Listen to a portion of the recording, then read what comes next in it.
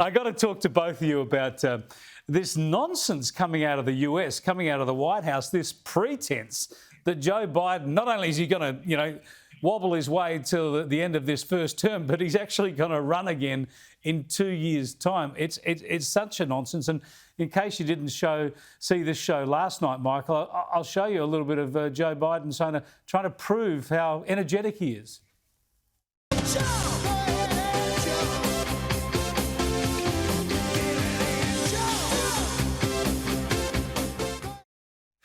Look out. He's not going to be taking any hangers at full forward. Michael, he'll be lucky to finish his first term without handing over to Kamala Harris, let alone running again, surely. Well, I don't think Joe Biden's literally running anywhere ever again. Even on a bike, it's a dangerous proposition, isn't it? Look, no, I think even if Joe Biden was to put his hand up, you would have to think, Chris, at this point in time, the Republicans, here we go up the stairs. Yeah, good. I think at this point in time, the Republicans would have to be a shoo-in to beat him anyway. So, look, he can nominate. And if he does get the nomination, I think it speaks volumes about the lack of depth in the Democratic side. The Republicans, post the Trump era, have started to put forward a couple of candidates, which are pretty compelling. Ron DeSantis probably at the top of the pyramid there. So, look, if Biden gets the nomination, that's the democratic process in the Democratic Party, as democratic as it is. Just ask Bernie Sanders about that one. But I don't think he can win. And if he does, I'm not sure that's good for the West.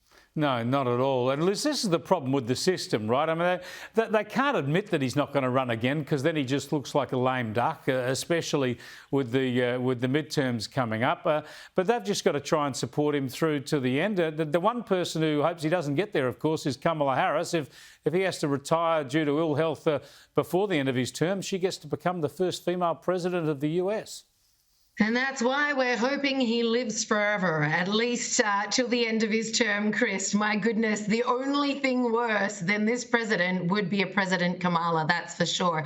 Let's be honest, this guy couldn't run a 7-Eleven. And I've actually watched him over the past 2 years thinking this has got to be some sort of elder abuse. I'm dead serious about that. The way he regularly struggles to cobble words together, is confused. I mean, you showed a picture of him falling on the stairs there. There's complete compilations on YouTube, Chris, of this guy falling over. In the American Constitution, there's an age limit on the youngness of a president. You've got to be 35.